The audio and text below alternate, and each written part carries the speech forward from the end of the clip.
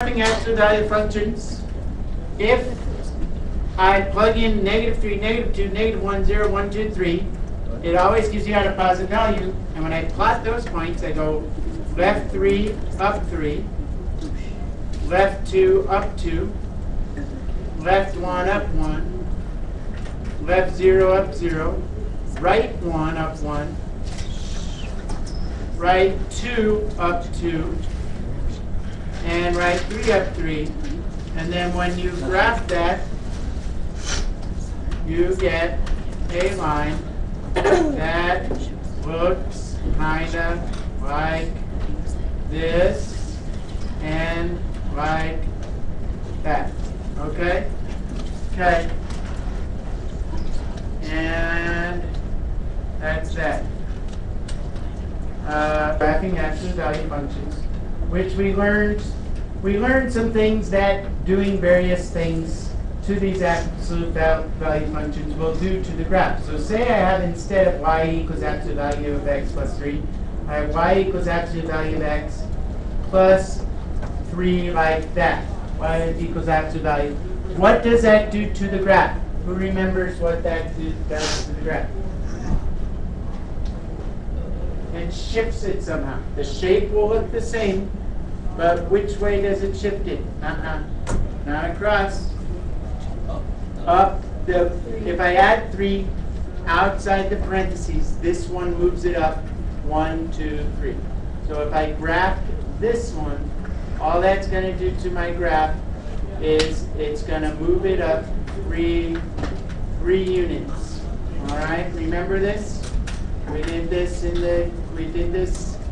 the computer lab, or not in the computer lab, on your computer. Okay, so what that's going to do is going to be the same exact shape going like that. Okay, so I kind of didn't connect.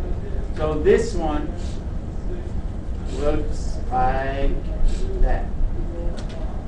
Okay.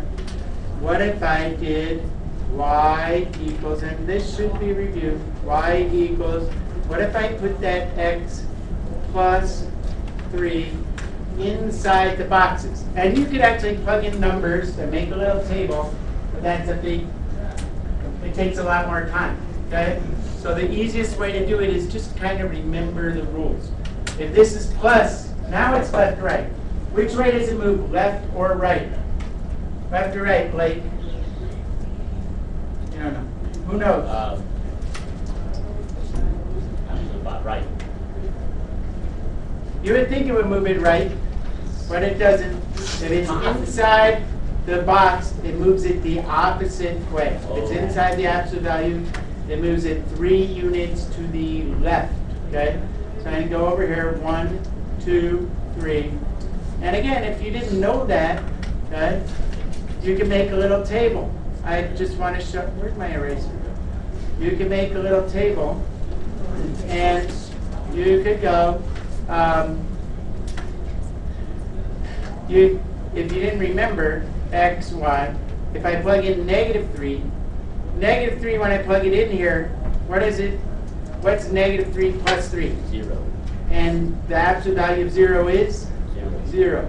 So you have a point on here, -3, 0. And before it was -3, 3, right? So this point, which was -3, 3, now I have a -3, 0. So this point basically gets shifted to the left.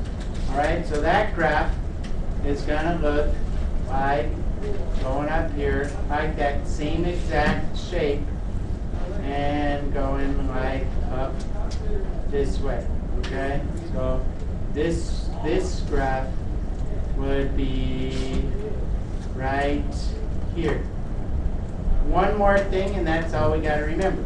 What would y equal the negative absolute value of x look like? What would y equal the negative absolute value of x? Negative, so it's 3, Negative 3? No. It'll be upside down. What do you think, Brian? That, yeah, right. That's all it does, is it makes everything upside down. Because that says, take all these numbers, make them positive, take them out of the box here and then make them negative. So anything that was a positive number here is now a negative number, right?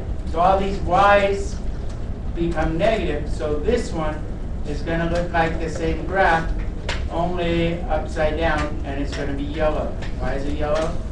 I don't know, because I like yellow. Okay? And that's what that one looks like right there. So now you know all the rules, okay? Something inside the box moves it left to right. If it's positive, you could write a little rule. Positive moves it left, negative moves it right. If this is positive, outside the box, it moves it up. If it's negative, it moves it. Which way would a negative 3 move this? If I put a negative in here, which way would my graph shift? Down, okay? So a negative moves it down, okay? And a negative over here flips it, okay? Like that. So now, we're going to try to put it all together. So say I wanted to graph a new one.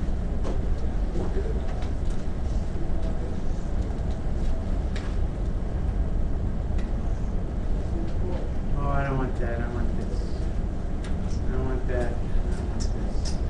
I don't want it to be yellow.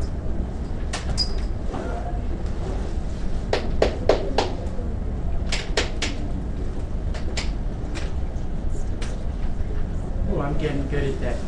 Say I want to graph y. Whoops. I don't want arrows on my words. So I want to graph y equals absolute value of x minus 3 plus 2. This is the way you can think about it.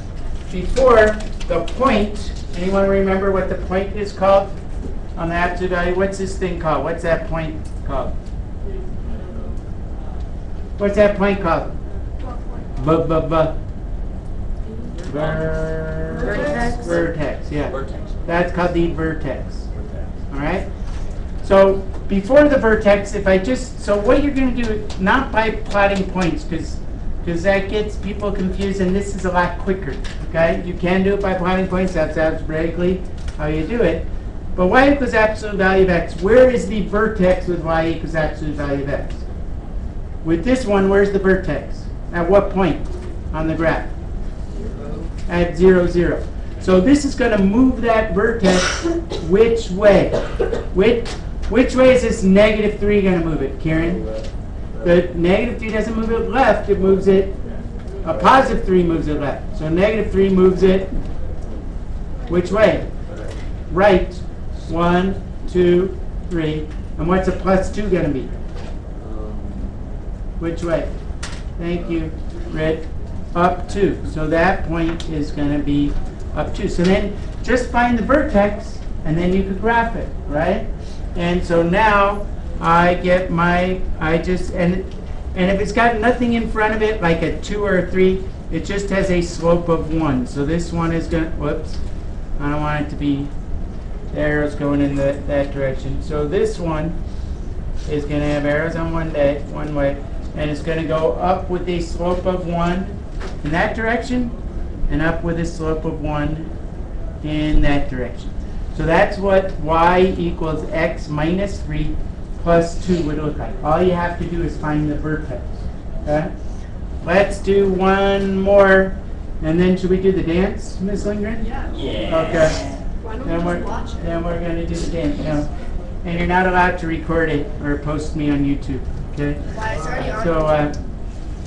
So say I were going to do y equals negative, here we go, x plus 4.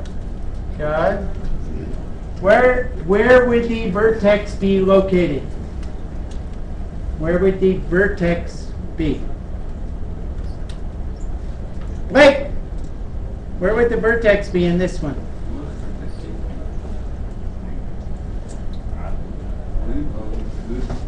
Kieran? Not right. This moved to right 3. So plus moves it which way? To the left 4. 1, 2, 3, 4. There's no up or down, but because of this negative sign, which way is my graph going to be going? It's going to be going upside down, okay?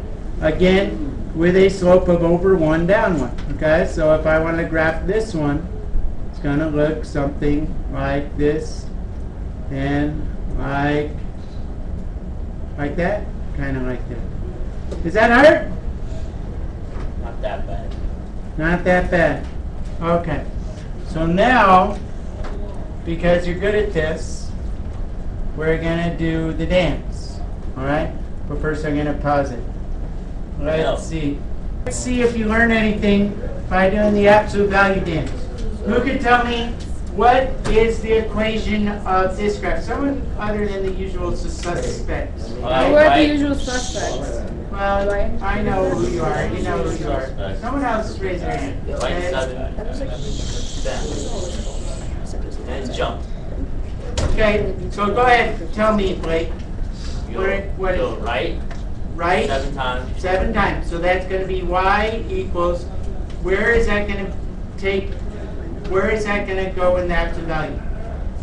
Inside or outside the boxes? The lines. Inside. Inside. And is it going to be a minus or a plus? Minus. Very nice. Okay, minus how much? 7. 7. Good. And then what? And then for Charles. And then what? You do plus 3 on Good, because you're going to jump up 3. And then what? Then See the song. Nice. What's going to make your arms go down? ninjas. A negative in front. See? So it kind of, it's not that hard, right? What is the equation of the graph? From here, I went over 7 minus 7, jumped up 3, and then I flipped my arms down. Okay? So that's a good. And what's nice about this doesn't just work for absolute value graphs. It works for parabolas, same way. Okay? It works for cubic graphs, which are more complicated, which look like that. It works with sine graphs, like when you get to trig functions. It works with almost every single kind of graph that you could think of. You shift them around exactly the same way by subtracting inside the parentheses, by adding. So when you get to your Algebra 2 classes, they focus on that a whole lot. Okay? All right. The end. Your homework, which you can work on while we're doing the clicker review, or you can work on it for homework. It sounds like a lot, but it's not that much. It's going to be page 320. Oh, I remember that. Page 320, 1 through 37, odd. Okay? I'm going to stop.